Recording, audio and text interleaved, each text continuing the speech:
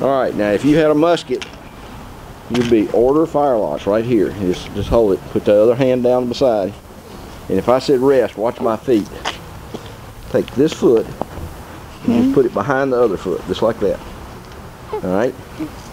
Put the musket, crook your arm, and then put your hands in front of you like this. That's it. Now face the camera. Of course we need to get your hat on, alright? Yes, that's right. That's very astute of you. That's an engraving that shows the crown and the letters GR, which stands for George Rex. And Rex is Latin for king. And the other engraving here says farmer, and then 1742. Farmer was the name of the company in England that made the gun. And this is a 1742 model Longland Brown Bess.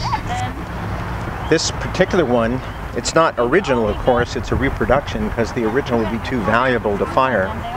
But this was built in India and sent to Canada, and I bought it from a company called Loyalist Arms in Canada, and they sent it down to me. When it was shipped over here, everything was done except for the hole, and without that hole, it didn't qualify as a firearm. So it was very easy to import it into Canada. Then once it was in Canada, they drilled the hole, and that made it a gun. And that's that. Any more questions? Would you like to see some other stuff? At the beginning of the war, from people that, you know, either raiding armories, that they were like raiding British supply camps or stuff like that, stealing guns from them and then turning around and using them against the, you know, the British. So this weapon is a smoothbore weapon. So if you step right here and look at the side, you see how, don't look right down the barrel, but you see on the side of it, like right there, how there's no grooves or anything. It's just straight smooth down, like a pipe. So that's why it's called a smoothbore, because there is no rifling in there in comparison to this. In comparison to this weapon that does have rifling, I'll show it to you. And this is a rifle. So these are all firelocks. They're flint and steel. And then, you know, you cock this, and this is a piece of flint right there.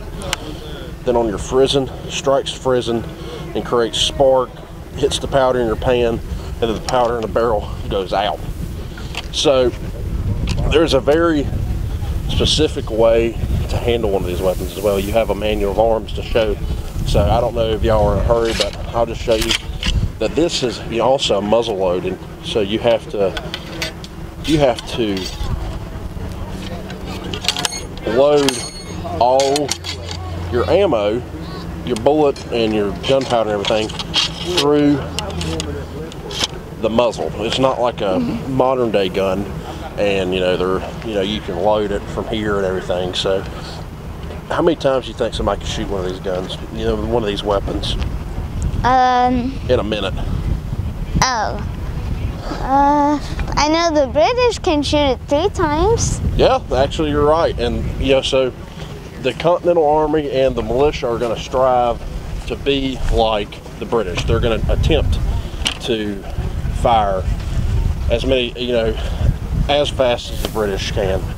So these two right here are called Fowlers. They're civilian weapons.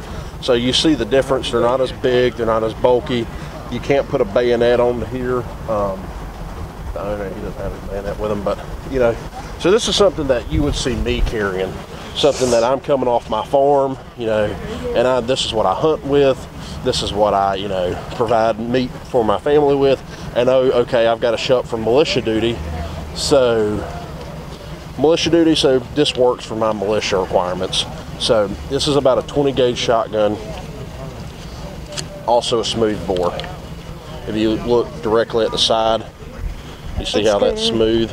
Yeah. So that's something that you would have had, you know, maybe I would have had as a farmer. And then Mr. McKenzie, who is not here, he would be carrying something like this, which is a long rifle. You know, it is a weapon, so it is like a long range weapon, and you can, wow, this one is his barreling. it's going out. But you can look in there and see the grooves on the side of that barrel. So that's what makes this better. This makes this a, you know, more accurate weapon. You know, with one of these, with a, you know, Bess or a Fowler, maybe you can get accuracy up to about 80 yards. You know, so from probably like here to probably on the other side of those trees, I'm okay to shoot at somebody and I might hit them. With this, I know that if I point and click, you know, point and the gun goes bang and I'm gonna hit them at probably 200 yards. So it's over double the accuracy, you know, the accuracy. But if you lived on the frontier and you were poor and you couldn't afford a nice rifle, you could afford a trade gun. Okay, that was the Walmart 22 of the day. Okay. See, this was the frontier. This was the Wild West right through here. So you lived here, you were a farmer and a hunter.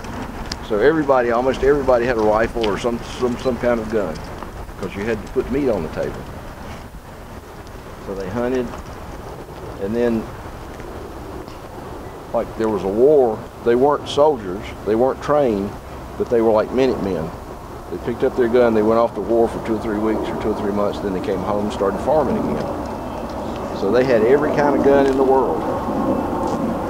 All of these guys up here were professional soldiers.